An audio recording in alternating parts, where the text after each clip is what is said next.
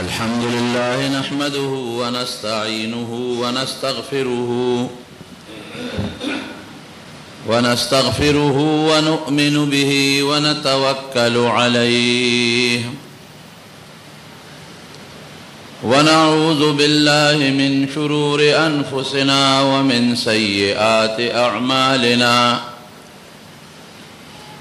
من يهده الله فلا مضل له ومن يضلله فلا هادي له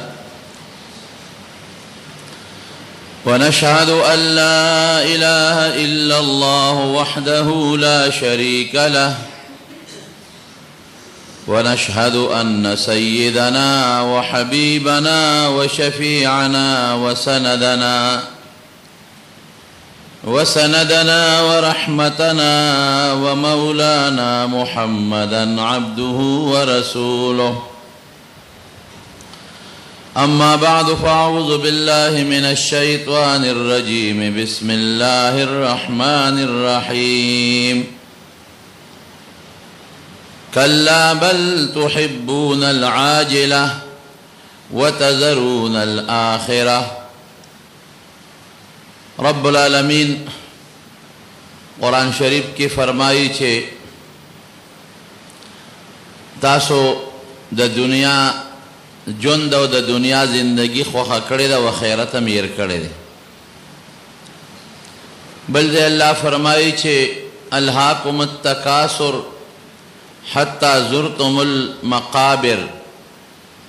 چې د دنیا ټوله زندگی تر د قبر د تلو پورې چې څومره ژوند دی دې تاسو د آخرت نه غافل کړی رونو دنیا کې مال جمع کول دولت جمع کول ښه شی دی او که بد شی دی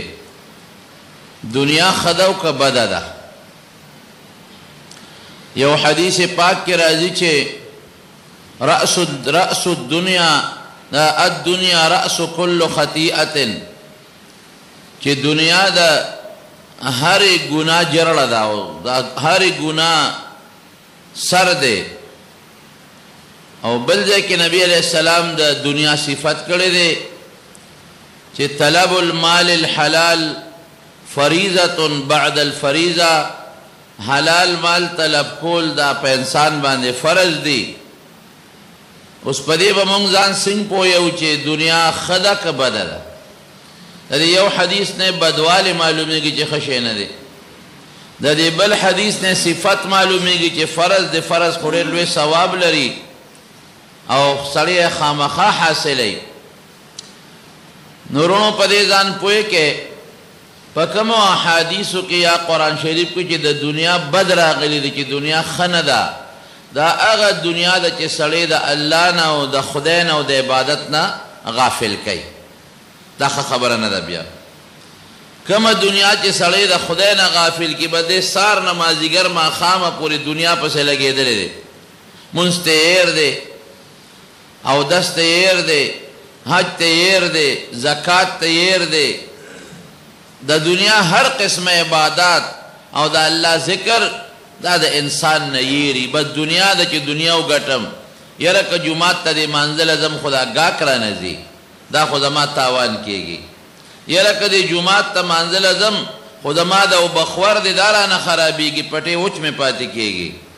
یاره که زه بالفرض دا ذکر کوم او الله یادومه خو دا خو ګاک سره خبرې دي اترې دي دا خو مانه دنیا خرابېږي اوس دا دنیا ښه نه ده الدنیا رأس کل خطیئة چې نبی علیہ السلام فرمایي چې دنیا د هر مصیبت د هرې ګناه سر دی نو د هغې دقه دنیا مراده ده چې سړي نه الله هیر کړي او سړی د الله د ذکر نه غافله کړي او عبادت ورسره پرېږدي دا هغه دنیا مراده ده لکه قارون ته ګوره د قارون مال او دولت څومره ډېر قرآن شریف کې رب العالمین فرمائی وی مال او دولت خو سکے چې د مال او دولت د خزانو چابیانې به په بارونو کې وړلې کېدلې نو چې د چابیانې په بارونو کې وړلې کېږي او لویه ډلې ګرځئ دومره چابیانې وي نو چابي بیا ځان له خزانه لري نو خزانو کې به څومره مالي لیکن هغه مال الله ته خوښ نه و. ولې؟ ځکه هغه مال هغه د الله او رسول خلاف استعمالو. هغه مال د هغه زمانې د پیغمبر د حضرت موسی علیه السلام خلاف استعمالو. او د موسی علیه السلام نږدې رشته دار دی، د تره زوی دی. نو دی نشو زغملی چې زما د تره دا زوی ولې دومره عزت لري او خلک د ده ولې تابع دي او خلک د ده په حکم باندې ولې مخکې رستو کېږي. دی برداشت نشو کولی. حسد یې وکړه د حضرت موسی علیه السلام سره. رونو حسد ډېره خطرناکه ګناه ده، الله دې موږ وساتي. نو په یو طریقې کوشش کو چې د موسی علیه السلام بدنام کم. بعضې خلک اوس هم داسې کوي چې کم انسان یې نی خوښه او د هغه عزت دته نه خوښېږي، هغه کوشش کوي چې د عزتمن سړی بېعزته کړي، چې بېعزته کړي د خلکو زړه ته تور شي، د خلکو پې بدګماني راشي، بیا څوک قدر او عزت نه کوي. ورپسې خبرې کوي د کې خدا چل دی، د کې خدا چل دی، د کې خدا چل دی. د هغې مقصد سي چې د خلکو اعتماد پې ختم شي، خلک پې بې اعتباره شي، بیا به یې څوک د دین خبره نه اوري، بیا به یې څوک قدر او عزت نه کوي. څومره جرم دی وګټه. نو قارون د موسی علیه السلام په مقابله کې یو ښځه ولمسوله. څونه خطرناک جرم دی. او داسې ښځه یې ولمسوله چې هغه داسې ډم ټیپ ښځه وه او خوبصورته ښځه وه. هغه یې ولمسوله او موسی علیه السلام په یو لویه مجمع کې په یو مجلس کې لګیا دی، تقریر کوي او دا ښځه پاسي. جرأت نشي کولی، یریږي هم. بیا کېناسته. قارون پیسې ورکړې وې، دولت یې ورکړی و، بیا ودرېدله، بیا کېناسته. تپوس ته وکړه موسی علیه السلام چې ته ولې په دا مجمع کې پاسې او کېنې؟ هغې په موسی علیه السلام الزام ولګاو.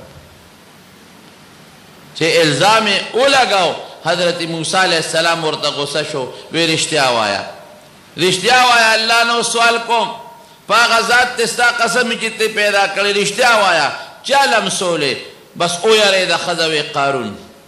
پیسې یې راکړې دي، معافي غواړم، ما جرم وکړ، ما غلطي وکړه، قارون پیسې یې راکړې دي. حضرت موسی علیه السلام فورا الله ته سوال وکړه، خدای راوینیسه. زمارونو د مظلوم دعا ډېره زر قبلېږي. او بیا چې پیغمبر مظلوم او په پیغمبر ظلم وشي هغه ډېر الله زر قبلی. وی خدای راوینیسه. ځمکه اوښتلېده او قارون پکې ننوته. وی نور یې مرونیسه، نورم ځمکه نورم لاندې راښکه. او دې چغې وی زما د توبې معافي غواړم، غلطي مې کړې ده خو معافي غواړم، زما د توبې بیا به نه کوم. ای موسی معاف مې کا، یا الله معاف مې کا. هغه غصه ناکو. وی نور یې مښکته کا، نامن یې نور مښکته کا. وی نور یې مښکته کا، ځمکې غیب کا. نبی کریم صلی الله علیه وسلم فرمایي چې د قارون د جهنم نه سزا نه علاوه د جهنم هغه خو خپله سزا ده، د هغې نه علاوه دا سزا ده چې تر قیامته پورې دی به په دا پونده تاویږي او په دا ځمکې کې به لاندې روانې او تیزېږي به پکې. دا څومره خطرناکه سزا شوه. الله ذوالجلال موسی علیه السلام ته وی درنه خو زاري وکړله چې ما معاف کا، معاف کا، او معاف دې نه کا. وی الله ما باندې تهمت ولګو، د دروغ الزام یې ولګو. وی ګوره بېوقوف و قارون که نه، که ما ته یې مخ کړی وی او ما ته یو چغم ویلی وی ممکن نه ما معاف کړی وی. دا هغه دولت تیرونو چې د پیغمبر خلاف استعمالیږي، د خدای خلاف استعمالیږي او د دین خلاف استعمالیږي او د مسلمان په بېعزتۍ کې استعمالیږي. دا هغه خرابه دنیا ده. شریعت کې چې راځي په قرآن و حدیث کې دقه دنیا یادوي. الدنیا رأس كل خطیئة، رأس كل خطیئة. الدنیا دنیا رأس كل خطیئة. د هر مصیبت مرض یا روحانی مرض او د هرې ګناه جرړه ده، جرړه دې نه پیدا کېږي. دا هغه دنیا ده. یعنی که داسې نه نو صرف دولت ګټل او مال ګټل، ځان له جامه غشتل، ځان له کور جوړول، ځان له اسه غشتل او ځان له پیسه پیدا کول، دا ښه خبره ده، دا ثواب لري. دا خو د صحابه کرامو وو. حضرت عثمان رضی الله عنه خلق ورته عثمان غني وی. ټیک ده، غني وو. غني دا معنا چې د مالدار و، مونږ به دا معنا کوو. د هغه خپل صفت ذوالنورین دی چې دا نبی کریم صلی الله علیه وسلم دو لونه ور باندې واده وی لاول یو چې هغه وفات شوه نو بیا ورباته بله لور په نکاح کړه دا فضیلت ما سوا د حضرت عثمان رضی الله عنه نه بل چاته نه دی حاصل مالدار سونو د حضور پاک په زمانه کې مالدار مدینه شریفې ته چې صحابه کله لاړل د مدینه شریفې اوبه ترخې وې مالګیجنې اوبه وې مالګیجنې زمونږ په دې جومات کې یو وخت کې اوبه مالګیجنې وې اوبه مالګیجنې وې خواږې اوبه کمې وې یو کوی د یو یهودي هغه به مسلمانان تلل او اوبه به یې ترې راوړې کله به پیسې اخیستې د خلکو نه او د هغه یهودي چې به کله خوښه وه نو خلک به اوبو ته پرېښودل او که خوښه یې نه وه نه به یې پرېښودل نبی کریم صلی الله علیه وسلم او فرمایل وی څوک به داسې پیدا شي چې دا کوی والی په بیان او مسلمانانو ته وقف کی دا هغه ذاتي نه چې وی خلی خو مسلمانانو ته وقف کی چې څنګه ته دی اوبه راوباسي چې هغسې عام مسلمانان هم اوبه راوباسي حضرت عثمان رضی الله عنه لاړ او د خپلو ذاتي پیسو نه هغه کوی واغېسته او مسلمانانو ته وقف کړه دا پیسه اوس په خراله کرانله غریب سړی داسې نشي کول دا خو مالدارو کوی یې واغېشت د کوی خواږه چې کم باغ و هغه یې ورسره واغېشته خوږې اوبه وې مسلمانانو بس کلې دا یوه شو د تبوک غزا ده ډېر لوی لښکر سره د پیغمبر علیه السلام مقابله ده د روم د بادشاه سره او مزل ډېر زیات دی اوږد او د ګرمۍ سیزن دی او صحابه ډېر دي خو څاروي نشته زغری نشته تورې نشته نبی علیه السلام په هغې کې عام د چندې اعلان وکړه لکه سړی چې مانځه دپاره دا جومات دپاره یا د مدرسې دپاره چنده غواړي حضرت عثمان رضی الله عنه لاړه او پیسې یې راوړې او دومره پیسې یې راوړه چې نبی کریم صلی الله علیه وسلم ته یې مخې ته وغورځولې او نبی علیه السلام به پکې دا لاسونه مبارک ومنډل او دا پیسې به داسې اوچتولې او خوشحاله ورته دې پیسو ته چې اوس به زما د لښکر انتظام وشي په دې هم صبر ونه که لاړ وې حضرت داسې به وکړو چې څومره ستا لښکر دی د نیم لښکر د ټول انتظام زما په غاړه دی د هغې اوښان د هغې زغرې د هغې تورې د هغې کتې د هغې د اوښانو د پړو پورې چې څومره دي د نیم لښکر ذمهداري زما شوه تاسو خپله اندازه ولګوئ چې په دې به څونه پیسې لګېدې لکونه روپۍ درهم ته جوړېدل نبی کریم صلی الله علیه وسلم دا ورته ونه وایي چې عثمانه دا دونه پیسې دې کوم ځای دي او دا دونه مالدار ته ولې او دا دونه پیسې دې کوم ځای کې ګټلې دي نه حضور پاکو فرمایل وی د نن نه پس چې عثمان څه عمل کوي د خدای په نسبت به ده ته په هغې عمل ضرر نه رسېږي د ده هر عمل به د الله د خوښې وي بس نو دې مالدارو ځکه دا صدقه وکړه او حضور پاک په خوشحاله شو خفګان اظهار یې ونه کړ د نبی کریم صلی الله علیه وسلم د وفات نه پس د هغې په وخت کې جومات د مسجد نبوي کچاو د خټو بره پې څانګې د کجورو پرتې وې او د کجورو ستنې وې حضرت عثمان رضی الله عنه جومات مکمل ونړو بعضې صحابه پې خفه و هغې وې دا زړه نقشه مه ختموه او جومات ولې جوړی پوخ جومات جوړول ښه نه دي حضرت عثمان رضی الله عنه وې داسې کار دی وی د نبی علیه السلام په زمانه کې د خلکو کورونه کچو او کوټې هم کچوي نو که جومات کچو نو خیر دی اوس خلکو ځان له کورونه پاخه کړل د خلکو کوټې حجرې دیوالونه پاخه شو د ګټو شو د پخو شو نو که جومات کچوي دا د جومات توهین دی او بېعزتي ده او بېادبي ده او د بهر نه وفدونه راځي د کافرانو او د نورو خلکو نو چې زموږ جومات ته ګوري د هغې په زړه کې د دین عظمت او لویي نه راځي جومات ورته خشته کوم او د بیت المال پیسې پې نه لګوم ذاتي پیسه پې لګوم نو د فرانس نه هغه زمانه کې او د نورو ملکونو نه منقشې ګټې راوړې نقشونګار پې شوی و ښه شته اعلا او دومره اوږدې تیږې راوړې چې یو تیږه د ویښ نه تر د سره پورې ستن کارې ته واغېسته دا به یې راوړي څنګه او دا به په څونه پیسو په قیمت دا یو ستن جوړه شوي هغه ستنې یې راوړلې هغه یې پکې خښې کړې په هغې نقش و نګار و ډېر ښایسته مزېدار او پیون پکې نو یو سر به یې وله په ځمکه کېښود بل به یې چت ته ورسېده او د پاسه یې د ساګوان لرګې وله راوړه د برمانه د ساګوان لرګې د نختر نه هم د ساګوان لرګې قیمتي دي اوس هم د مدینې منورې په دروازو کې چې کوم لرګي لګېدلی دی هغه د ساګوان دی عربی کې ورته ساج وایي ساج او هندوان د خپل مړي سوځئ نو چې کوم پکې قیمتي مړي لکه اندرا ګاندي هغې د ساګوان لرګی راغوښتې په هغې یې سوځولی وه دا ډېر قیمتي لرګی دی د دیار لس چنده شل چنده قیمت زیات دی د ساګوان لرګی یې راوړه او په هغې نه یې وله چت جوړ کړه برګې او د برګو د پاسه تختې او ورونه او دروازې چا به خبرې کولې حضرت عثمان وی کور مې پوخ دی او د صحابه کورونه هم پاخه دي نو د خدای کور دی ولې کچی او زه پې د چندې د بیت المال پیسه نه لګوم ذاتي پې لګوم ولې خلک خفه کېږي جومات یې جوړ کړ دا اوس مالدار و ځکه یې جوړ کړه که نه چې غریب و دی نه شو جوړولی لیکن چې کله حضرت عثمان نه محاصره وشوه باغیان راغلل او د کور نه ګیر چاپېره تو شو اوبې پې بندې کړې جومات ته یې مانځله بند کړه حضرت عثمان رضی الله عنه په دیوال ورښکاره شو وی خلکه یو تپوس ته نه کوم وی تاسو ته پته ده چې نبی علیه السلام مدینې ته راغی نو خوږې اوبه نه وې نو ما کوي واغېشت بیر رومه او په ذاتي پیسو مې واغېشته وی نو ظالمانو نن د هغه خپلې کوي اوبه م را باندې بندې کړي دي ترخې وبس کم او تاسو ته پته ده چې د حضور پاک جومات راکوټی و نو وی فرمایل چې څوک به چې جومات له ځمکه والي نو ما په ذاتي پیسو جومات له ځمکه واغېشته او بیا په ذاتي پیسو مې پې بادي وکړه نو ظالمانو ما د هغه جومات نه منې کوی چې مونځ پکې کوم هغې نه مې منې کوی زمارونو دا مالدار و ځکه یې دا کار نو مطلق مال او مالداری دا څه خطره او څه جرم نه دی حضرت طلحه د عشره و مبشرهونه دی دا لس کسه صحابه او حضور پاک په یو مجلس کې د دې نومونه اخیستي چې دا به جنت ته ځي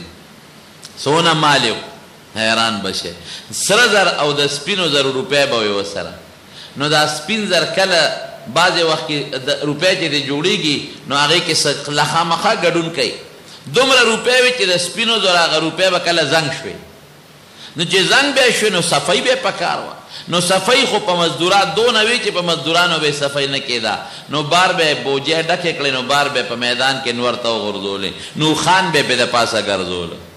چې د اوښانو خپو سره دا روپۍ صفا چې دا به یې پې د پاسه ګرځول نو چې په میدان روپۍ درهم د سپینو زرو او د سرو زرو دینار دونه ډېر دي چې په میدان یې غورځئ او هغې باندې اوښان ګرځئ اندازه ولګوئ دا به څونه صحابي دی د پیغمبر علیه السلام حضرت عبدالله ابن حضرت زبیر ابن العوام د حضور پاک د ترور زوی دی او د پیغمبر علیه السلام بی بی عایشه او د بی بی اسما د خویندې مې وې څونه مال یو چې کله مړ کېده 2 لکه روپۍ په قرض و په بخاري شریف کې راځي 2 لکه قرضدار و قرض یې د څو خلکو به د سره امانتونه یې ښودل ده به ویل لکه ما سره امانت اږدی خو ګورې زه به یې لګوم دا به په ما قرض وي ابه خرچ کولې د خدای په لار کې ابه لګولې چې کله مړ کېده نو زوی یې راوغوښته وی بچې وی زه ډېر زیات غمجن یم یو جهاد لته وی زما دا یقین دی چې دې جهاد کې به زه شهید کېږم خو ما سره د خپلو قرضونو غم دی زما قرضونه به خلاصی او وی که قرض زما خلاص نه شو مال مې کم و قرض زیاتو نو زما د مولانا سوال وکړه مولانا مې وغواړه در به کې وی ما ته تپوس وکړه بابا مولا دې څوک دی وی رب العالمین اواز به وکړي چې ای د زبیر مولا د هغه قرض پاتې دی د دې انتظام ولا وکړه نو چې کله مړ شو نو هغه کورونه او کورونه 14 کوره په مدینه شریفه کې او څه بلا ځمکې وه هغه یې خرڅولو باندې شروع کړه 2 لکه روپۍ قرض یې ته ورکړ وصیتونه یې کړي هغه وصیتونه یې ورکړل او میراث کې یې ورکړه او ټول مال یې څونه چې خرڅ یې کړل 2 لکه کم 6 کروڑه درهم دې مال پاتې شو 2 لکه کم 6 کروڑه درهمه چې نن سبا درهم قیمت ته وګورې نو نن سبا ته اربونه روپۍ جوړېږي اربونه روپۍ ته جوړېږي مالدارو نو مال جمع کول او مال ساتل دا مې دې پورې وې دا منه نه دي عبدالرحمن ابن عوف رضی الله عنه صحابو کې پورا مالدارو دی چې کله مړ شو څلورې بیبیانې دي نو یوې بیبي وی داسې وکړه چې ماله خپله پوره حصه مه راکوې ماله نه اسونو کې غواړم نه په اوښانو کې نه ګړو چیلو کې او نه په ځمکه کې نغد مال کې هم پوره حصه مه راکوې لږ غوندې راکې په نغد مال کې نو چې څلور ښځې وي نو د څلورو واړه ښځو په شریکه اتمه حصه کېږي چې د سړي اولاد دي د یوې پکې 22 حصه کېږي د دې 22 حصه کېده ډېر لږ شی نو د په ځمکه کې حصه وانغېسته اسونو کې اوښانو کې ګړو چیلو کې جایداد کې وانغېسته کورونو کې او په نغد مال کې هم پوره وانغېسته لږه یې واغېسته هلکه څونه وه هغه 80,000 دینار اشرفی ورته وي د سرو زرو سکه ده دا مالدار صحابه و نو زما وروڼو دا د حضور پاک په زمانه کې دي مالدارو حضور پاک منع نه ده کړې چې تاسو ولې مالداران یې ولې مال ګټئ تجارت حلال دی بالکل کولی شي زمینداری حلاله ده بالکل کوه نوکری حلاله ده بالکل کوه خو خدای پاتې نشي عبادت پاتې نشي رسول الله درنه هیر نشي او ذکر پاتې نشي قرآن شریف کې الله فرمایي رجال لا تلهیهم تجارت ولا بیع عن ذکر الله داسې سړي چې نه غافل کوي دی لره تجارت او بیه د الله د ذکر نه دا نه وایي چې تجارت مه کوه او بیه مه کوه بعضې خلک زموږ ناپوهی هغې هغه حدیث د دنیا اوري چې دنیا ښه نه ده نو چې به څوک کور جوړوي نو وایي دا ولې جوړوي که څوک اس اخلي دا ولې اخلي که څوک حج له ځي هلکه دا پیسه ده کمې شوه دا ولې دا ګټې کوي دا تجارت ولې کوي دا مزدوري ولې کوي او دا زمینداری ولې کوي دا دکانداری ولې کوي د دنیا خو نبی علیہ السلام بده ویلې ده نو وروڼو په دې ځان پوه کې د هغې دنیا بده ویلې ده چې هغه تا د الله د ذکر نه غافل کوي رجال لا تلهیهم تجارت ولا بیع عن ذکر الله هغه سړي چې تجارت او اغشتل او خرڅول دوی د الله د ذکر نه غافل نه کي تجارت تیم کوي غشتل خرڅول دیم کوي خو د الله دې ورسره یادوي چې د الله نه غافل نشي دا ښه دنیا ده بده نه ده نبی کریم صلی الله علیه وسلم حنین فتح نو په دې جنگ کې ورسره د مکې مکرمې خلک هم شاملو مال څونه ډېر زیات غنیمت نو حضور پاک به یو کس له سلسلو خان ورکول دې زمانه کې داسې وه لکه چې سل موټرې چاله ورکړي ډېر زیات مال و که یو له سلو خان اتیو خان 50 خان د مدینې شریفې خلکو له مال کم ورکه نو بعضې نوجوانانو هغې وی پیغمبر علیه السلام ګوره د خپل کلي د مکې خلکو له ډېر مال ورکو مونږ له مال رانه کړ نبی علیہ السلام مبارک ته دا خبره راورسېدل نو دا انصار ټول را جمع کړل په یو لوی تمبو کې وی صرف انصار را جمع شی بل به څوک نه نو حضور پاک ته تپوس کوي تاسو د څه خبرې کړې نو مشرانو وی صاحب وی مونږ مشرانو دا خبرې نه دي کړې او نوجوانانو کړې وی سم ویلي دي وی دوی وی ګوره دروغ باغې نه وي وی دوی وی چې پیغمبر علیه السلام د مکې خپل د کلي خلکو له مالونه ورکړل او موږ د مدینې خلک یې موږ له رانه کړل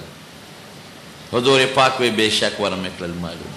ولې مې ورکړل ځکه مکه اوس موږ قریب فتح کړه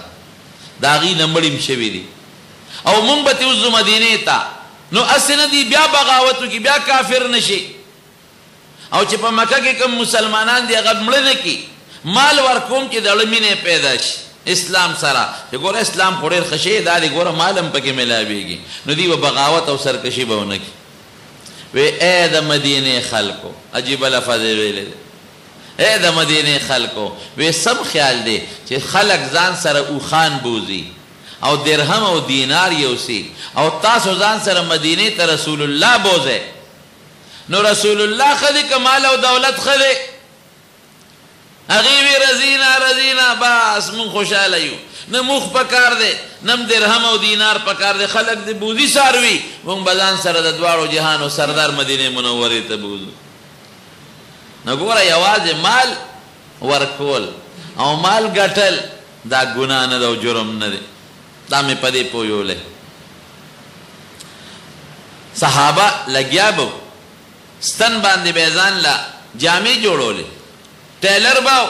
جامې به بل له جوړولې خو چې بانګ به ووي نو بیا به ستن په هغه جامه کې دننه پرېښود او مانځله به یې منډه کړې. داسې به یې نه کوله چې ورېږه دا دوه درې ټکه دي چې دا سر ته ورسو نو بیا ومانځله ځم. دا دنیا ښه ده. هلته به لګیاو او برقه باندې به یې اوبه رایستلې، باغ به یې اوبه کاو. چې بانګ به ووې نو نیمه برقه به یې رایستې وه. دا به یې نه کوله چې ورېږه یاره یو دوه کشه دي دا خو به راوباسم، بیا یې واپس پرېښوده کوي ته او جومات ته به یې منډه کړې. دا د دنیا ګټه ښه ده، دا بده نه ده. هلته به لګیاو کټوی به یې پخوله، خو چې بانګ به ووې بس اور به یې ترې وویسته او جومات ته به یې منډه کړې. دا دنیا ښه ده. لګیاو سه تجارت دکانداری هر څه کوه، الله به نه یېرې، رسول به نه یېرې، ذکر به نه یېرې. دکان کې کېنه فالتو وخت کې چې ګاک نشته الله یادوه، لا اله الا الله. ځمکې او بخوارم کوه الله م یادوه که نه. او چې کله بانګې ووې نو اوبه پرېږده چل خو درځي، میلمه دې راشي خبرې ورسره کې، اوبو پسې ورخته شاته دی نو څه به کې، مونځ له چې دی نه خرابېږي او بخوار نه خرابېږي، تاسو له چل درځي. لاړ شه نږدې جومات ته او خپل مونځ وکړه، د جمع سنت نوافل وکړه او د هغې نه پس نیغ راشه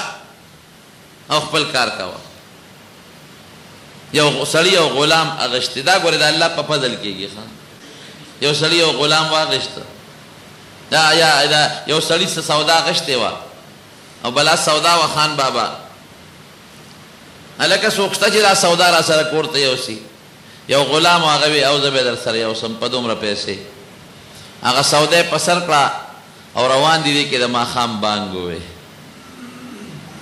چې بانګ یې ووې خان بابا وی زه خو مونځ کوم. وی نه نه ما سره سودا کور ته ورسوه نو بیا مونځ کوه. وی دغه دی کې مې ښوده که راته صبر کې خو مونځ به وکړم راوشم در سره به یوسم خپله مزدوري به راکې، او که نه صبر نه کې د دې اوس دونه راوړو پیسې دنه نه غواړم په خپله وړه سلام علیکم. دا مې د خیراتي راوړو مونځ نه پرېږدم، مونځ ولې ستا دپاره پرېږدم. الله دې مونږ داسې جوړ کړي. مونږ وایو نه یاره په مکه مکرمه کې د ما دې قسمې دا حالت دی. زه په خپله په ما یو ځل نه څو ځله داسې پېښ شوي دي. دکان ته ورختلې بانګ یې لا نه دی ویلی او دکان ته ختلیم سودا دپاره او د بانګ وخت دی. دکاندار څه وایي وی ځی جي مانځه نه پس راځئ. هلکه دا خو یې لا بانګ نه دی ویلی. نه نه نه وایي مونځ وکړو بیا وروستو خبرې کوو. ستا خبرو ته هم غوږ نه ایږدي، که ته یې سارېږې غصه درته کوي. دکان نه دې وباسي پرده راویزان د کې لاندې کړي. د هغې دا یقین دی په الله چې که دا ګاک لاړ نو چې الله خوشحاله کړم نو ګاکان ډېر. داسې نه که او که دې ګاک نه ګټه وکړم او الله خفه کړم نو که پیسه وګټم برکت او خیر به پکې نه. داسې یو ځل نه ډېر کرته شوي. یو دکاندار له لاړم سودا مې ورسره شروع کړه. سودا کې مې ورسره جوړه کوله په مدینه منوره کې. چې جوړه مې کوله دې کې الله اکبر نارې کړې نو بس ما پکې یو ټکې و، یو رکوډې ټکې و، پیسې مې ورکولې. ما ته وایي دا کې د مونځ وکړه بیا به راځو. ما وی بانګ خو شروع شو رسېږو مانځله. وایي ته کېره دا سامان یې زر واغېشه ګله کې کېښوده. ما ته وایي زیره سوا کړم ویې شرمولم پخپله. یو منټ کې خبره خلاصې ده، یو منټ کې. دا هم کېدی شي چې زه بیا دغه دکان ته راغلی هم نه وي، بل دکان نه مې سودا کړو. یو منټ کې خو لا الله اکبر هم سړی نشي ویلی. لیکن دونه خو خفه شو سامان یې نیغ راښکاږه دراز کې وغورځو او روان شول. رجال لا تلهیهم تجارت ولا بیع عن ذکر الله. هغه سړي چې تجارت او ګټه او اغشتل او خرڅول د خدای د ذکر نه غفلت نه پیدا کوي. نو هغه پنډي څه وایي او ای بابا زه دغه د مانځله لاړم که صبر کولی شي خو لمونځ وکړم را به شم د سره به یې یوسم پیسې به راکړي مزدوري، او که صبر نه شي کولی په خپله وړه. هغه هم قریب حیران شو چې زه اوس به څه وکړم، نیمه لار کې خو ما ته بل پنډي نه میلاویږي. دی لاړ مانځله. چې مانځله لاړ 3 رکعاته مونځ وکړو ورپسې 2 رکعاته سنت وکړل. اوس که بل سړی وي که نه ای به چې ورېږه وردمسې نه بل مزدوري چېرته یو نسي. نیمه لار مزل مې کړی هغه مې مو بوړي.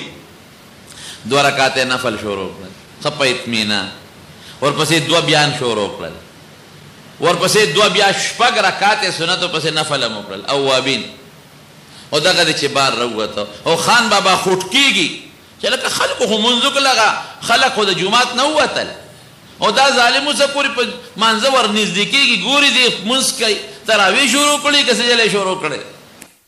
او تا دومره ناوخته کړې. هغه هم وورېږه بعضې مزدور مخیاري وی صاحب زه خو راتلم خو دی نه را پرېښودم راتلمه چې ستا دا پڼ در سره یو سم خو نه یې را پرېښودم وی څوک داسې شته چې زما مزدور نه را پرېږدي دا څوک دی چې ته نه را پرېښودې وی هغه چا زه بهر د جومات نه را پرېښودم کوم ذات چې ته جومات ته دننه نه را پرېښودې زه بهر نه را پرېښودم د مارونو دا مونږ چې د مانځه له راغلي یو د مانځه دا مینه په دې ګرمۍ کې مونږ له په زړه کې چا چولې ده الله چولې لرې لرې ځای نه پیاده خلک دي چې مونږ جومات ته راځي دا الله چولې ده دا مینه او ډېر خلک به وي چې هغوی به ایسیګانو ته پراتي هغوی به کور کې پکو ته ناستي حجرو کې پکو ته به ناستي دکانونو کې خپل سودا ته پکو ته به ناستي د هغوی زړه کې الله دا مینه نه ده اچولی او ستا په زړه کې دا مینه اچولې ده ډېر خلک به چې د جمعې مونځ به هم ونه کړي ډېر خلک به چې سهار مونځ به هم نه کړی ډېر خلک به چې د ماسخوتن مونځ به هم ونه کړي د مارونو دا محبت مینه د الله د طرف نه ده او د الله ډېر لوی احسان دی او خدای دې زموږ ستاسو نصیب کړي حضرت عبدالقادر جیلانی رحمه الله خو یره دا یو دغه دنیا چې د خدای نه دی نه غافل کوي بل هغه دنیا چې دا ډېرې منډې ترړې دا د بعضې سړي وي سار نه ماسخوتنه پورې بس پیسه ده او د شپې چې وده شي نو سوچونه د پیسو دي او چې مونځ کوي په مانځه کې هم د دولت سوچونه دي دا ښه خبره نه ده عبدالقادر جیلانی رحمت الله علیه خپله قصه په خپله کې وي د طالب هم دی سید و پلار یې سید و مور نم د طرف نم سید و مور او پلار یې دواړه د نبی کریم صلی الله علیه وسلم په اولاد کې راتلل ډېر لوی بزرګ تېر شوی زمانې او ډېر لوی عالم و ګورې یوازې تش صوفي نو یو تفسیر یې لیکلی دی تفسیر جیلانی ما سره شته قسم دی چې هغه تفسیر مې وکت ما ته دا سړی هسې عام صوفي ښکارېده میں اسے نیک سړی دی علم برده وي خو دومره بني خو چې مې تفسیر وکړ د هغه تفسیر نه ما ته د هغه علمیت معلوم چې دا خو د زمانې ډېر لوی علامه تېر شوی دی ډېر لوی عالم وی یو ځای کې طالب هم یو جومات کې نو وی ما به څه چل کوه وی په صحرا کې یو بوټی و په هغې کې میوه وه وی چې اوږې به شم نو هغه صحرا کې بوټی و ځنګلي د دریاب په غاړه وی لا بړم د هغه بوټي نه به مې میوه راوشکوله په هغې به مې خپله ګزاره کړه دا د وظیفو دا رواج صرف زمونږ په دې علاقه کې دی ګورې دا بل ځای نشته وی یو ځل داسې وشوله چې زه لاړم هغه د صحرا ته د هغه دریاب غاړې ته وی زما نه مخکې خلک خبر شوی میوې خلکو شکولی وی ډېر زیات اوږې وم وی چې جومات ته رالم جومات کې یو سړی ناست دی ډوډۍ خوري وی چې ډوډۍ خوري او داسې مې ورته وکتل نو ډوډۍ ته مې شوق پیدا شو او چې هغه نوړی اوچتی او شخوند مې وی نو زما ژبه راوته چې خدایه وی ست یې راته وکړه چې ملګري راځه ما سره ډوډۍ وخوره خو یاره وی ما وی چې تش ست یې وکړه نه درځم وی مې چې نه نه درځم خو یړه کې مې وی چې خدای پاکه یو ست که بلې وکړه ځکه ډېر اوږې وم او دا زړه مې چینګېده وی هغه را باندې پېښ و چې دا سړی خو اوږې دی دا هلک طالبه او دی خو غیرت پکې دی نو په یو ست نه راځي وی را پاسېده وی ما ته وی چې راځه ما سره ډوډۍ وخوره وی د مټې ونې مې ورسره کېناستم وی ډوډۍ مې ورسره شروع کړم وی ما ورته چې میلمه ده کم دی وی ما ته وی چې زه د جیلان نه راغلی د عبدالقادر جیلانی د کلي دلته څه کوې وی یاره دا یو بوډۍ ښځه ده زمونږ ګاونډی ده هغې ما ته وی چې زما زوی دی او فلانکې علاقې ته تللی عبدالقادر یې نوم دی دا 100 روپۍ راکړي چې که مهرباني دې وکړو دا پیسې دې وله ورسولې هلته به چې د جومات کې مدرسه کې سبق وي دا پیسې وله ورسوه عبدالقادر نو جیلان دی وی رالم دا ټولې مدرسې جوماتونه مې ټل کړله چڼ کړل خو هغه هلک مې پیدا نه کړ نو وی اوږې ومه نو وی په هغه پیسو مې دا ډوډۍ ځان له پکې واخېسته نو هغې ته ناست دی وی ما ورته وی چې دا پیسې خو زما دي عبدالقادر خو زما نوم دی او دا خو زما مور ماله رالیږلي دي وی سړی ملامته شو وی مې چې مه ملامته کېږه خیر دی دی یو ځل ناستو عبدالقادر جیلانی رحمه الله دا ډېر زیات مالدار سړی و غریب نو یو سړی راغی دی غوږ کې ورته څه خبره وکړه دی ورته وایي الحمدلله لږ سوچ وکړه نو بیا وایي الحمدلله نو بیا درس کې لګیا دی نو یو بل سړی راغی هغه ورته غوږ کې څه ټکې ووې نو د لږ سوچ وکړو نو بیا وایي الحمدلله. چې درس خلاص شي یو طالب ولا راغی وی حضرت دا څه چلو چې هغه درته خبره وکړه نو لږ سوچ نه پس ته الحمدلله وی دا دغه سړی راغی وی ده ما ته وی چې ستا کومه کشتۍ ده مال را روانه وه په دریاب کې نو هغه کشتۍ غرقه شوه. نو ګوره چې کشتۍ یا مال ده چې غرق شي خو مسنونه طریقه ده چې سړی وی انا لله و انا الیه راجعون. دا مسله ذهن کې واچوئ ښه کہ بجلی لاړه تکلیف درته ورسېد لږ د کډېر نظر وایه انا لله و انا الیه راجعون. بجلی لاړه شي مال دې روک شي تکلیف درته ورسي لاس پرې زخمی شي گاڑی دې خراب شي اس دې ګوډ شي خو چې معمولی تکلیف هم ورسېد نو نبی کریم صلی الله علیه وسلم به فرمایل انا لله و انا الیه راجعون. او چې خوشحالي درته ورسي نو فورا وایه الحمدلله. نو عبدالقادر جیلانی سے وی تاغه سړی وی چې سید چې دته وی چې کشته غرقه شوه نو دا خو تکلیف وتا انا لله ولنه وی چې الحمدلله دی وی نه وی ما دې خپل ته سوچ وکړو چې دا مال دې کشته پسې غرق دی مال پسې خپه دی وکنه خو الحمدلله اړه مې مطمئنو پټې خفګانم پکې نو ما د خپل زړه په اطمینان دا و چې الحمدلله اړه مې مطمئن. دارنګ یو بل بزرګ دی چا ورته وی غل دې کنډر کړی دی او بېګا ټول مال یې وړی دی وی الحمدلله. چا ورته وی سنتو خلاف دی وکړل سنتو کې خو به انا لله وی تا الحمدلله وی الحمدلله په دې ویما چې مال یې وړی دی ایمان یې رانه نه دی وړی. ایمان چې د سړي لاړ شو برباد شو او مال خو المال غادن مال خو نن ځي او سبا راځي.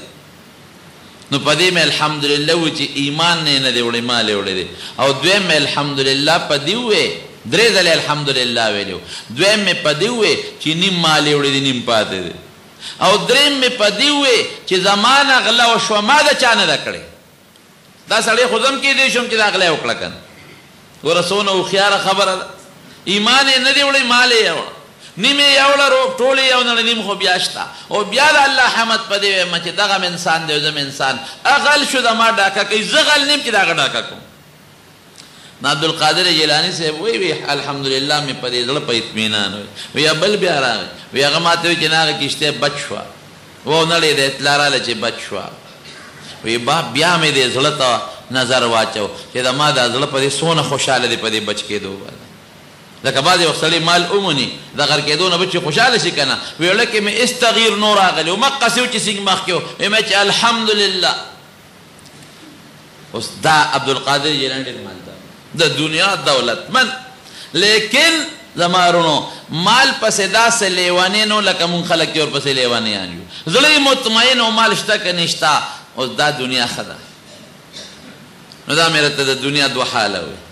دنیا خم ده او خراب هم ده. مطلقا دا به نه وي چې د دنیا ګټه حرامه ده او تجارت حرام دی نه ښه نوکري کوه حلال او ښه ډېرې پیسې ګټه تجارت کوه ښه ډېرې پیسې ګټه او زمینداری کوه ښه ډېرې پیسې ګټه حرام نه حلالې خو الله مه یېروه مونځ مه یېروه زکات ورکوه صدقه کوه مونځ کې سوچونه ره دنیا او تجارت مه کوه مونځ کې الله ته متوجه کېږه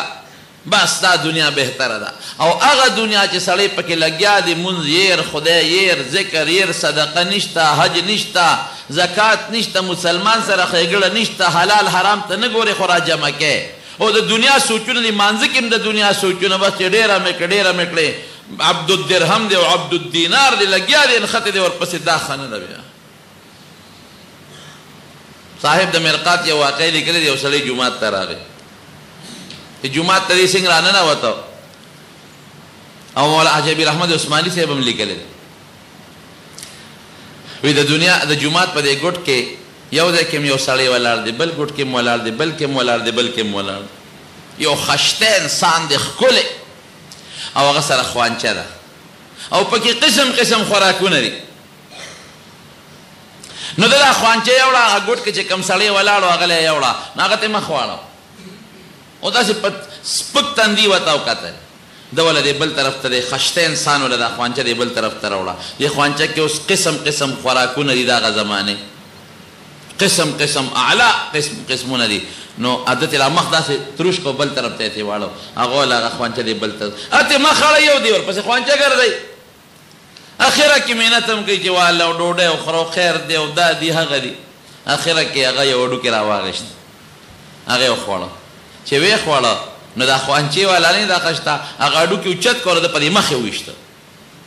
چې غوښه به یې خوړه هډوکي به یې راغېشته او دا چې چا والا خوانچه وه د په دا مخ یې لګیا دی اولی او دې بیا هم هغه راضي کوي چې خیر دی چې ما اوله خو دا ډوډۍ وخوره چې موړ شو بل له ورغی هغه بل هم ته کله مخ یې وخوړی کله چې مخ بل خوړی د ورته خوانچه نیولې ده جي دا وخوره دا وخوره چې مخ اړې رک شلل شه نه خورم لکه سړی چې خفه شي ډوډۍ نه خوري دی یا رضا کوي رضا کوي مینه زاري ورته کوي اخره کې چې رضا کا ډوډۍ هډوکې راواغېش ویې خوړه چې هډوکې به اوچت کړم دقه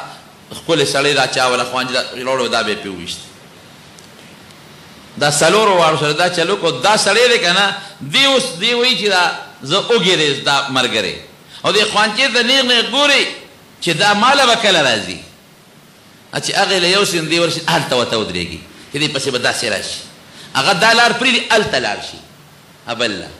دې لاړ شي ورته هلته ودرېږي چې لکه په مې نظر شو هغوی یې اولی په هډوکو زه او مخ هم تیاړی او زه ورته محتاج یم اوږې مې ماله ولې نه راوړي هلته ورته ودرېږي چې هغه له ورکړي بل ګوټ ته لاړ شي خدایه پاکه لار خدا ورخه یې پرېښود په بل طرف لاړ هلته ورته ودرېږي خو چې هغه څلور واړه کسان ښه ماړه شو اخره کې یې دله راوړه دې خو در مخکې نه پته مو او خوشحاله ورته بس داړو د نر بچي سوچ نه دی کړی او نه یې مخ یو خوا بل خوا اړولی دی د هډوکې راواغېست چې هډوکې څنګه راواغېسته نو هډوکې اوچت کړو دا ویشتونکې پې وویشته خو چې ویویشت هغه خوانچه کېښوده او دې مری کې ونیوسته هغه داسې وویشتم ولې او خانګو کې لاس ورکړو ځمکې له یې راوبرم ډوډۍ در باندې خورم او د ډوډۍ مې دله راوړه او ما بیا په هډوکې دې غوښه دې وخوړه په هډوکې ما ولې سمې ومږه او ورته وایي چې دغې نورو خلکو په هډوکو ویشتې نو ما وی دا بره د علاقې رواج یې نو چې څوک یاله ډوډۍ راوړی غوښه وخورئ نو بیا به په هډوکې ولي زه څه خبر یم خو هغوی دا چلو که ما هم دا چلو که بېوقوف بچیا زه دنیا یم دا ما سره چې کوم شویه دنیا ده دا ما نه خفه دي راضي کوم تا خیال نو ما ته توجه نه وکړله یو خوا کتل کله بل خوا کتل ما نه د ضرورت په وخت کې شی علي ما استعمالی خو بیا هم را باندې لاړې تو کې په هډوکې مې ولي زه دنیا یم او دا د دنیا نه تښتېدونکي خلک دی زه یې خوشحالوم او راضي کوم او تا هغه ځای نه ما ته سترګې بقې نیولې وې کله به یو ګوټ کې ودرېدې کله به راته بله لاره نیولې وه ته خو که زه در کوم که نه در کوم را پسې را منډې وې هغه که ما ولیدې راضي کوم او که تا لږه مخوا دې خوکړل چې سرمن دې وباسم دا زمونږ مثال دی رونو ګورې د صحابو د دنیا حضرت امام ابو حنیفه رحمت الله علیه خبره در راته را یاده شوه هغه د کپړې تاجر و د 50 کسو کمیټي جوړه کړې وه دا فقه حنفي چې جوړوله د 50 کسو کمیټي وه امام ابو یوسف امام محمد حسن ابن زیاد امام ظفر دا ورسره ناست وو د دې 50 دا به کله زیات وو کله به کم وو د دې 50 کسانو جمله اخراجات امام ابو حنیفه صاحب پوره کول یوازې د دوی نه د کور خرچې د بچو خرچې د کتابونو د قلم دوات د اسونو دا ټوله خرچه به امام صاحب پوره کوله د جیبه به ورکول او څه به کول تجارت به کو د کپړې تاجر و لګیا به یو سړي دی 1 لاک درهم ورکړو 1 لاک وی لګیا اوس تجارت کوه هغه سړی ډېره موده پس راغی چې راغی امام صاحب ورته ویل لکه تا خو ډېر وخت واړو وی صاحب زبردسته ګټه مې وکړه وی څونه وی 1 لاک مې ورپسې وګټلې 2 لکه یې والا راوړه وی 50,000 ګټه ستا کېږي او 50,000 زما کېږي وی دا دومره ګټه دې څنګه وکړه وی ته چې کومې علاقې ته مې کپړه وی هلته کپړه ګرانې ده نو ما خوندي کړه کې مې ښوده چې ګرانه شوه نو ښه ګرانه مې خرڅه کړه روپۍ پسې روپۍ مې وګټله وی انا لله و انا الیه راجعون دا خو دې غلطي وکړه دا خو د خلکو د ضرورت نه ناجیزه فایده واخیستله وی ښه وایه ستا پکې څونه ګټه کېږي 50,000 کور ته لاړ 50,000 یې د کوره راوړېدلی یې ورکړې او دا اصل 1 لک او 1 لک ګټه به یو شی د هغه علاقې په فقیرانو به تقسیم کړي دومره پرهیزګار او لګیاو خرچې به هم کولې د ټولې کوفې د کونډو رنډو یتیمانانو مسکینانو لیست امام ابو حنیفه سره پروتو خزانې والا سره لیست پروتو په رمضان کې به جامې ټولو له لېږلې او د اخترونو جامې به هم د هغوی کولې او اوړه او هغه زمانه کې چې کوم اجناس د خوراک دي دا به خلکو له کورونو ته رسول دومره سخي او چې کله وفات شو نو په خزانه کې څومره پیسې پرتې دا ټکي به ناشنا واورئ قاري طیب صاحب لیکلي په خطبات حکیم الاسلام کې چې کله وفات شو د امام صاحب په خزانه کې 56 کروڑه درهم پراته 56 کروڑ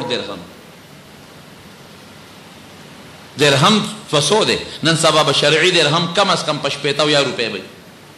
نو 60-70 نه په 56 کروڑ کې ضرب ورکه اربونه ته جوړېږي که نه جوړېږي دنیا منع نه ده دنیا ګټل حرام منع نه ده طلب المال الحرام حلال فريضة بعد فريضة تجارة رجال لا تلهيهم تجارة ولا بيع عن ذكر الله بعض خلق دا وی لکه دا ولی دا سړی دکانداری کوي دا ولی دی دا تجارت کوي دا ولی دی دا نوکری کوي دا ډېر پیسې ولې ګټي دی که نه ښه کوي چې ګټي خو یاره چې الله او رسول ته ير نشي مونځ ته ير نشي ذکر ته ير نشي بچي د الله نه غافل نشي او دی په خپله د الله نه غافل نشي په دې دنیا به جومات هم جوړ کړي حج به مو کوي عمره به مو کوي فقیر مسکین سره امداد به مو کوي او که نور اسم نه د بل د سوال نه خو پې بچ شوی که نه بچي د بل د سوال نه خو بچ کړل که نه دا ډېره لویه خبره لیکن هغه دنیا چې حرام او حلال نه پېژنې خو را جمع کې هغه دنیا چې د مونځ درنه ير روژه يره زکات ير حج ير عمره يره جومات کې صدقه کېږي تا جیب ته جلنده والې ده جومات کې کار کېږي جیب کې د زیړ لړم ناست دی بل مسکین دی خوا کې د لوږې عمري جیب کې د زیړ لړم ناست دی هغه له نه ورکوي دا خطرناکه دنیا ده زما وروڼو دا مې دې پورې وي چې سړی حلال مال طلب کوه بېشک طلب کا حضرت سلیمان علیه السلام د ټولې دنیا بادشاه نه دی حضرت داود علیه السلام بادشاه نه دی حضرت نبی کریم صلی الله علیه وسلم له یو ځل مال راغی بلا پیسې وې په میدان باندې وغورځولې میدان باندې چې په میدان یې وغورځولې صحابه راتلل چې کوم محتاج هغې له یې ورکولې څونه یې ورکولې دې ته م غوږ کښېږدي ګوره که یوازې مالداري منه وي نو بیا باید 5-5 روپۍ ورکړی وي وی نه چې څومره وړی شی وړی حضور پاک خو سخي و ډېر زیات کنه حضرت عباس رضی الله عنه راغی وی صاحب زه خو به ډېرې وړم ځکه چې ما د بدر د 2 قیدیانو د ځانم او دروارم فدیه ورکړې ده وی یو سا نو یو غټ څادر یې راوړو نو هغه درهم یې پکې واچول نو هغه یې وتړو نو اوچتو یې نه شو اوچتولی وی صاحب چاته ووایه چې دا راته راوچت کې وی نه وی ښه ده نو ته مې وارې تی راته راوچت که که حضور پاک ته وایي وی دا کار نه کوم پخڅو دونه یو واچوه چې څونه وړی شي نو بیا غوټه اوس پر ځای کې کم کړه نو چې کم یې که غوټه یې ورکړه نو بیا اوچتو نو بیا نه شي اوچتولی وی د الله رسول وی که نه امتیانو چاته ووایه چې دا راته اوچت کړي که نه وی نه حضور پاک ورته خندل وی ښه نو ته مې وارې تی راته راوچت که که نه وی زه هم نه کوم بیا یې لږ کم کړه څو ځله دا چلو کو اخره کې په ډېر لوی تکلیف باندې اوچت کا او په دې اوږې هغه مال کېښود داسې روانو حضور پاک مبارک ورته هغې پورې کتل چې دې تر څو په لاره کې پناه شوی نو ولې یې ورته کتل د هغه د هغه حرص ته وجه نه په دې مال باندې منع یې نه که چې مال ډېر وړل ګناه ده او دا منع دی او دا حرام خو ځان به ورپسې لیونی کښېنه عبد الدینار او عبد الدرهم د دینار او د درهم رایې به د ځان نه جوړ بعضې خلک یې د کال 12 میاشتې له بچو مخنیني او پیسه پسې مړه دی داسې هم ښه خبره نه ده داسې هم نه ستا ګاونډي دی ستا رشته دار دی هغه محتاج دی او تا سره ښه پیسې لري او نه یې ورکوي زکات نه ورکوي خیرات صدقه نه ورکوي دا خبره ښه نه ده مال حلال طلب کول چې څومره ډېر کې خو د الله حقونه مه هېروه او خدای او رسول مه هېروه دا ټیک ټاک فریضه بعد الفریضه ورته رسول الله مبارک ویلې ده او که حلال او حرامو ته نه ګورئ او دا سوچ دی نه او الله او منځ ورسه د نه ير دي دا خرابه دنیا د هغې نه دې الله ساتي دعا وکړئ رب العالمین په موږ رحم وکړي خدای پاکه غنا د زړه نصیب کړي د نفس غنا هم نصیبه کړي د مخلوق د احتیاج د مساتې او حلاله فراخه روزي راکړي او په هغې کې د حجونو د عمرو د زکاتونو د صدقو توفیق راکړي او د مخلوق نه خدای استغنا نصیبه کړي چې څومره فقیران تنګ دسته دي او بے سوکه دي خدای ته وله د حلال و فراخ رزق ورکړي مریضانو ته دعا کوي الله ته وله شفا ورکړي قرضداران د قرض نه خلاص کړي او چې کوم مردګان دي الله تعالی ته مغفرت معبود ورو وفات شي هغه ته دعا کوي خدای دې وبخي نور څومره مردگان وفات الله ټول وبخي الله مونږ ته او زمونږ کشرانو ته د ایمان او د اسلام هدایت نصیب کړي خدای زړه کې هم د خپل ذات او د خپل حبیب مینه واچوي زړه کې هم د عبادت مینه واچوي ګناه نه پروردګاره زړونه تور کړي او خدای د مخلوق د شر نه مو ساتي حاضره جمع چې څومره د دې مغفرت نصیب کړي اخر وخت په خپل دا کلمه نصیب کړي چې لا اله الا الله محمد رسول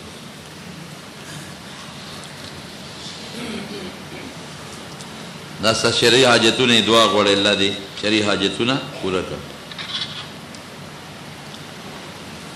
دا طالب علمان چوټیانو باندې دي مدرسو نه الله تعالی دې ټول عالمان کړي بیمار دی او کاروبار پر مرض د شفا ورکړي کاروبار کې د الله برکت واچوي ګیټه په مانځه کې پټولو سره مونځ کېږي خو مکروه دی مونځ کېږي مکروه دی ګیټونه به پرتوګ اوچته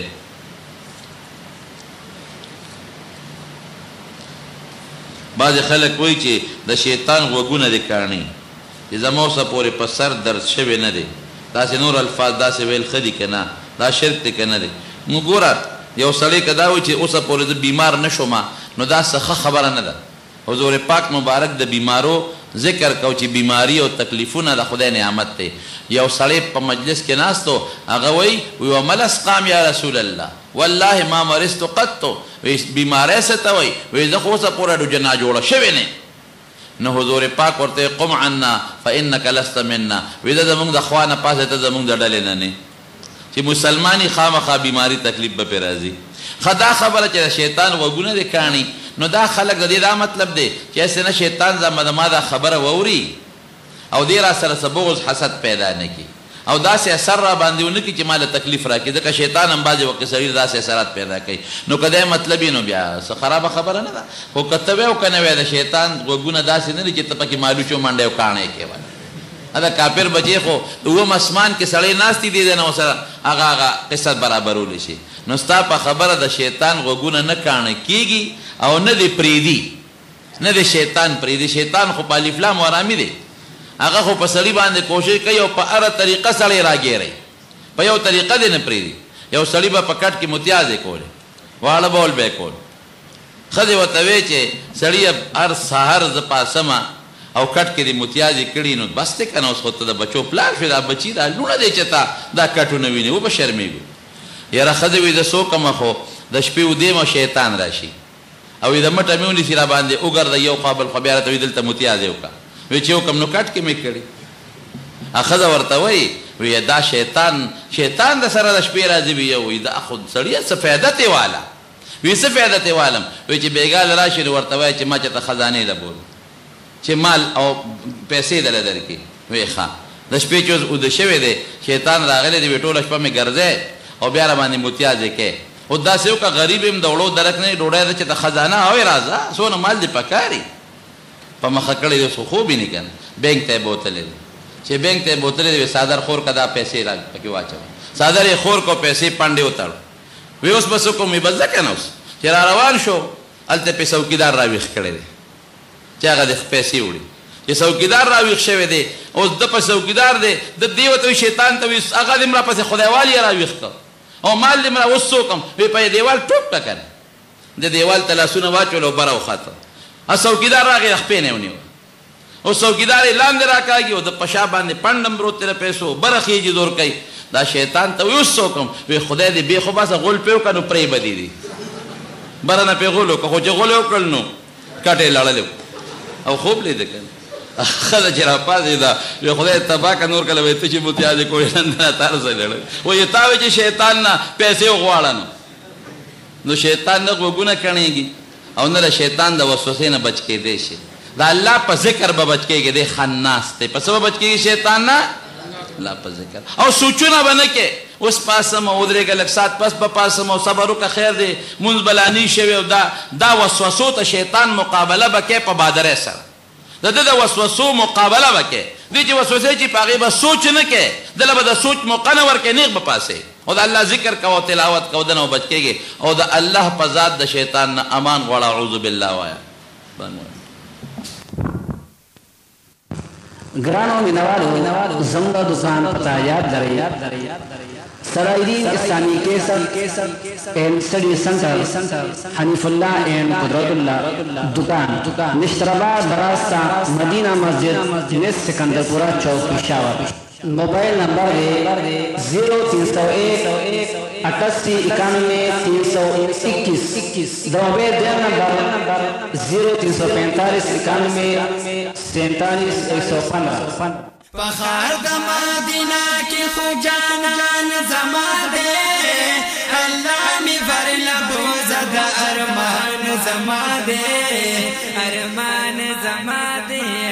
چی ہر تاوسی دل مدینہ زما وطن وے چی ہر تاوسی دل مدینہ زما وطن وے د پاک رسول اللہ رسول اللہ روزے سرا خواکی دفن میں دیار پر جدائی ازل پریشان زما دے اللہ میں برل بوزد ارمان زما دے ارمان زما دے فخار دا مدینہ کی خوب جانان زما دے اللہ میں برل بوزد ارمان زما دے ارمان زما دے صدیق حضرت عمر علی عثمان زما یادیگی صدیق حضرت عمر علی عثمان زما یادیگی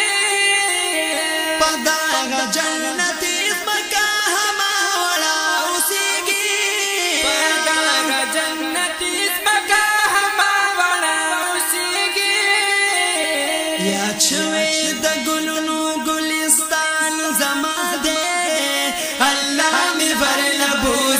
ارمان زما دے ارمان زما دے فخر د مدینہ کی خو جانان زما دے اللہ می فرل بوزد ارمان زما دے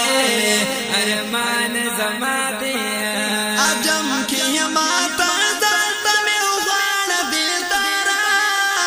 عجم کی ماتا دلتا میں اغوان دل دارا